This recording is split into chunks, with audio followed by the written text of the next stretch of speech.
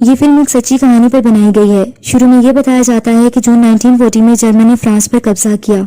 Basically इस film की कहानी एक किरदार एवन रोहान से स्टार्ट होती है, जो कि गाड़ी में जा रहा होता है और पीछे आने वाले कैनन के सोल्जर इस आदमी को इन्वेस्टिगेशन के लिए ले जाते हैं। वो लोग समझते हैं कि ये वॉर सेलर है, उसे जाने दिया जाता है। गाड़ी लेकर वो ऐसी जगह जाता है जहाँ बहुत सी एयरप्लेन्स खड़े होते हैं और वहाँ एक रूम में एंटर हो जाता है। वहाँ एक आने वाला ऑफिसर बताता है कि जंग खत्म हो गई है और इंग्लैंड में मरने से बेहतर है तुम फ्रांस में रहो। ये कहकर वो चला जाता है। वहाँ पास खड़े कुछ जर्मन के ऑफिसर पायलट ऑफिसर्स बात कर रहे होते हैं। जैसा कि वो कहते हैं कि प्लान्स हमारे पहले से ही तैयार हैं। पहली बात, हम रॉयल एयरफोर्स को तबाह कर देंगे। फिर पास खड़े एक एयरप्लेन में एवन जाकर बैठ जाता है और उसको ले जाता है। पायलट ऑफिसर उसको रोकने के लिए भागते हैं, लेकिन एवन चला जाता है। नेक्स्ट सीन में पायलट ऑफिसर ऑफिस की जगह दिखाई जाती है जहाँ एयर अटैक्स हो रहे होते हैं।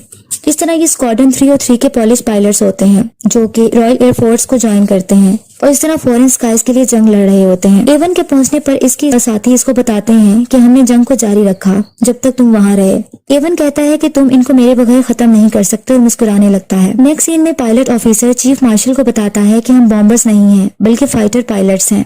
हमने बहुत से जर्मन को पोलैंड में शॉट डाउन किया है और ये स्किल आपकी रॉयल एयरफोर्स का तजर्बा है। इस पर मार्शल इसको थोड़ी इंस्ट्रक्शन करता है, जिस पर वो यस सर कहकर चला जाता है। इसी तरह नेक्स्ट सीन में दिखाया जाता है कि एक राफ्ट टीम का पायलट एयरक्राफ्ट में बैठा होता है और एक लेडी की पिक को देख रहा होता है और फिर फ्लाइट लेता है। अपने फ्लाइट के साथ वो मुसलसल इंस्ट्रक्शनल पॉइंट ऑफ व्यू से कांटेक्ट में रहता है। एयरक्राफ्ट से मुसलसल फायरिंग की जाती है और वो अपने ऑपोजिट एयरक्राफ्ट को बहादुरी से गिरा देता है। अब एक ऑफिस दिखाया जाता है जहाँ 2 ऑफिसर्स बैठे होते हैं, जिनमें से एक का नाम मिलो होता है। जब वो बाहर आते हैं तो वो देखते हैं कि इवन अपनी राफ्ट टीम को लेकर वहां पहुंच चुका होता है। थोड़ी देर में ट्रेनर वहां जाकर उनको पे अटेंशन कहता है और बहादुर पॉलिश पायलट्स भी कहता है और कहता है कि तुम्हें राफ्ट में वेलकम कहा जाता है। अब ये मेरी ड्यूटी है कि मैं तुम सबको टीच करूं। उसके बाद पॉलिश पायलट्स को लैंग्वेज पढ़ाई जाती है, जो कि इनको लैंग्वेज बैरियर्स होते हैं, और इसके बाद इनकी कुछ चेकअप भी किए जाते हैं, जो कि आई साइट टेस्ट किए जाते हैं। थोड़ी देर में इन सबको एयरक्राफ्ट की तरफ ले जाते हैं और एवन बताता है कि एयरक्राफ्ट को जमीन से उतारने से पहले इसके व्हील्स को खोल देना। फिर एवन मार्शल बताता है कि एक चीज जो हम जानते हैं वो ये है कि उड़ना कैसे है। मिलो गिब्सन जो कि कमांडिंग ऑफिसर होता है, मुसलसल इनसे बात कर रहा होता है। फिर पॉलिश पायलट्स उसको कहते हैं कि ये वो लोग हैं, यानी जर्मन वो लोग हैं जो हमारे लोगों को मार रहे हैं और हम कुछ नहीं कर रहे हैं। और वो आवाज लगाता है जैसे कि मेरी बीवी और एक छोटी लड़की। मिलो इनकी बातें सुनकर बहुत गुस्से में आ जाता है और कहता है कि मैं जानता हूँ कि तुम अच्छे तरीके से फ्लाइट ले सकते हो, लेकिन तुम्हारे अंदर दूसरे एट्रीब्यूट्स भी अहम हैं जो कि लाजमी होने चाहिए, जैसे कि यूनिटी और डिसिप्लिन। सिर्फ इन्हीं तरीकों से एक जेंटलमैन हम जीत सकते हैं। ये कहकर मिलो ऑफिस में चला जाता है और अंदर जाने के बाद अपने बड़े ऑफिसर को बताता है कि इनके कुछ इश्यूज आ रहे हैं, जैसे कि एरोगेंस, इररिस्पांसिबिलिटी, डिसिप्लिन इश्यूज आ रहे हैं। इस पर वो ऑफिसर कहता है कि तुम कमांडर हो, जिसको तुम्हें मैंने हर रिस्पॉन्सिबिलिटी दे दी है, इसलिए तमाम ऑपरेशन में तुम पर छोड़ रहा हूँ और मैं तुम पर रिलाई करता हूँ और तुम रिस्पॉन्सिबल होगे। मिलो बाहर आता है और वो आकर इवन से पूछता है कि कोई प्रॉब्लम तो नहीं है। उस पर इवन बताता है कि वही मसले हैं, जैसे स्पीड और वर्किंग इन रिवर्स। वो सब देखते हैं कि एयरक्राफ्ट बुरे तरीके से लैंड होता है और वो भागते हुए एयरक्राफ्ट की तरफ जाते हैं। वो देखते हैं कि एयरक्राफ्ट मिट्टी से भर जाता है, जबकि इसमें से निकलने वाला पायलट कहता है कि ये सब व्हील्स की वजह से हुआ। एक्चुअली यहाँ ये दिखता है कि ये सब एयर वार जर्मन्स के अगेंस्ट प्रैक्टिस कर रहे होते हैं, जो कि इन्होंने वहाँ वार करनी होती है। जबकि दूसरी तरफ जर्मन्स को दिखाया जाता है जो कि पायलट ऑफिसर्स होते हैं और वो ये कहते हैं कि रॉयल एयरफोर्स की लास्ट 2 वीक से अपनी ताकत खो रही है और हम इस एयरफील्ड्स में उतर रहे हैं जहाँ अभी हम बॉम्ब गिरा रहे हैं, और वो अपने आप को विक्टर्स कहते हैं। इस तरह वो हवा में उड़ने वाले एयरक्राफ्ट्स को देखते रहते हैं। जबकि दूसरी तरफ दिखाया जाता है कि मिलो अपने पॉलिश पायलट्स को इंस्ट्रक्शन दे रहा होता है और इसी तरह जो लेडीज पायलट्स हैं वो लोकेशन को आइडेंटिफाई कर रही होती हैं। हवा में एयरक्राफ्ट्स के थ्रू जर्मन से जंग होती है। मिलो गिब्सन जल्दी से बैक होम की कमांड करता है, ये कहकर कि ये एक ऑर्डर है। जर्मन के कुछ जहाजों को गिरा दिया जाता है। अब पॉलिश फाइटर्स लैंड करते हैं और देखते हैं कुछ पायलट्स की डेथ हो गई है, जो कि जर्मन्स होते हैं। इवन जब लैंड करता है तो वो एक कपड़ा लेकर उन जर्मन्स की डेड बॉडीज पर डाल देता है, ये कहकर कि ये हम भी हो सकते थे। लेकिन दूसरा पायलट कहता है कि ये भी तुम्हारे साथ ऐसा ही करेंगे जैसा तुम इनके साथ अच्छा कर रहे हो। इस पर वो आइवन को कहता है कि तुम हाफ स्विस हो, जिसकी वजह से तुम्हारे अंदर जर्मन्स के लिए हमदर्दी है। और इस तरह वो ये कहता है कि हम यहाँ जर्मन्स को मारने आए हैं, ना कि इनके लिए दुआ करने। ये कहकर वो चला जाता है। अब मिलो एक दोबारा मीटिंग अरेंज करता है और सबको बताता है कि हम अपने दुश्मन को शूट करने जा रहे हैं और तुम सबको स्ट्रिक्टली सब चीजों को फॉलो करना है। इस पर बड़ा ऑफिसर एक मैसेज पढ़कर सुनाता है और वो कहता है कंग्रेचुलेशंस 303 स्क्वाड्रंस, फिर उनको कहता है कि तुम्हें कल से मुकम्मल तौर पर ऑपरेशन के लिए तैयार रहना है। इवन कहता है कि हम कल से ऑपरेशन पर होंगे। इस पर सब खुशी से एक दूसरे को गले मिलते हैं। अब ट्रेनिंग के लिए सब चले जाते हैं और तमाम अपना यूनिफॉर्म भी पहन लेते हैं।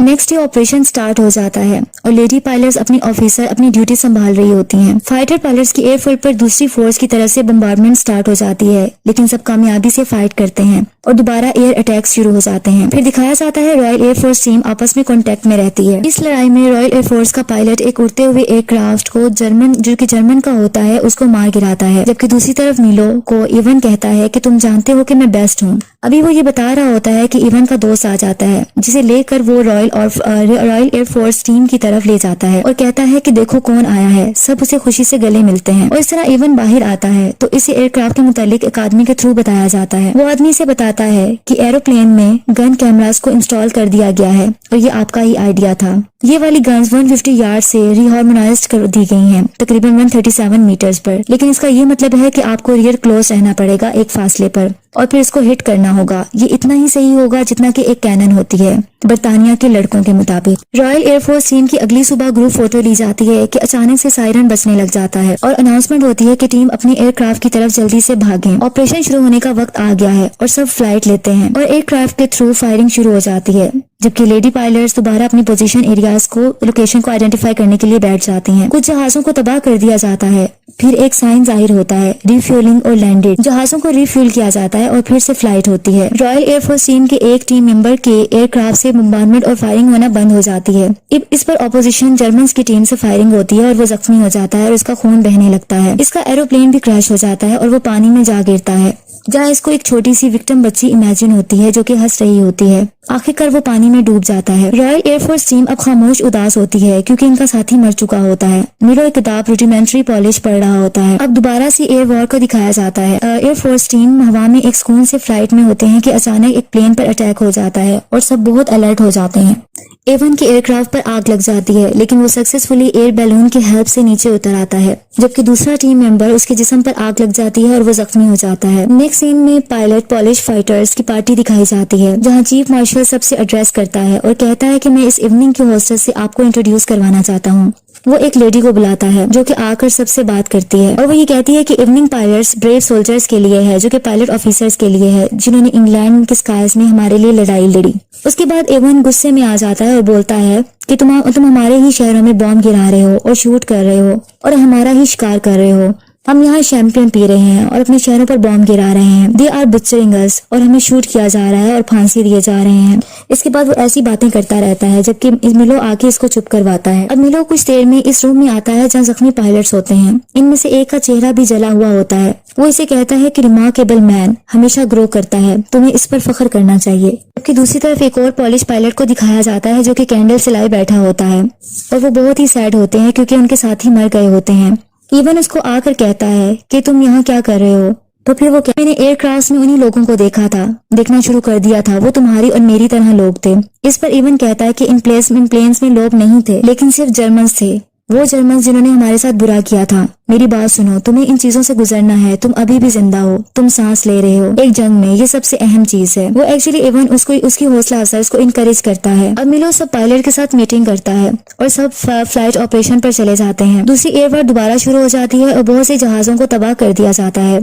अब एक रॉयल एयरफोर्स टीम के पायलट को कुछ मेमोरी जहन में आती है, जैसा कि एक बूढ़े आदमी को फायरिंग से मार दिया जाता है। अभी वो ये सोच रहा होता है कि इस पर फायरिंग हो जाती है। दूसरी तरफ एवन बहुत परेशान हो जाता है क्योंकि ये सब देख रहा होता है और गुस्से में आकर ऑपोजिशन जर्मन्स के जहाज को गिरा देता है। जर्मन्स के साथ फाइट मुसलसल होती रहती है। अब पॉलिश पायलट्स के दो बचे हुए एयरक्राफ्ट नजर आते हैं, जिसमें से एक का इंजन रुकने से वो क्रैश हो जाता है। अब सिर्फ एवन होता है, एवन पर फायरिंग शुरू हो जाती है। अब सिर्फ एवन बचता है जो कि ओनली सर्वाइवर होता है। पायलट लेडीज देखती हैं कि ऑपरेशन की क्या सिचुएशन है और इनकी आंखों में आंसू आ जाते हैं। अब एवन अपने एयरक्राफ्ट में जो कि जमीन पर गिरा होता है वो जख्मी हालत में जिंदा निकलता है और पास खड़े एक एयरक्राफ्ट की तरफ जाता है और देखता है कि इसके पार्टनर की डेथ हो गई है। वो शदीद गुस्से और गम में होता है। इस तरह स्क्वाड्रन लीडर बाकी फाइटर पायलट से कहता है ये बहुत एक्सेप्शनल वर्क था और बहुत ज्यादा हम फख्र महसूस करते हैं, लेकिन जो इन्होंने काम किया और जारी रखा, ये अजीम शुक्रगुजारी के मुस्तहिक हैं। ये कहकर वो ऑफिसर्स चले जाते हैं। नेक्स्ट सीन में 1946 का टाइम दिखाया जाता है जो कि लंदन इंग्लैंड में दिखाया जाता है। इवन जहाज उड़ते हुए जहाजों को देख रहा होता है और ये भी दिखाया जाता है कि वो शायद 3 दिन में मुल्क छोड़कर शायद अमेरिका चला जाएगा। आखिर में ये बताया जाता है कि स्क्वाड्रन 303 बर्तानिया में सबसे ज्यादा स्कोर्स करने वाले फाइटर थे और 145 पॉलिश पायलट्स जिन्होंने बर्तानिया की जंग में हिस्सा लिया, इन्होंने 203 तैयारों को गिरा दिया और रॉयल एयरफोर्स को स्ट्रेंथ को कॉन्स्टिट्यूट किया।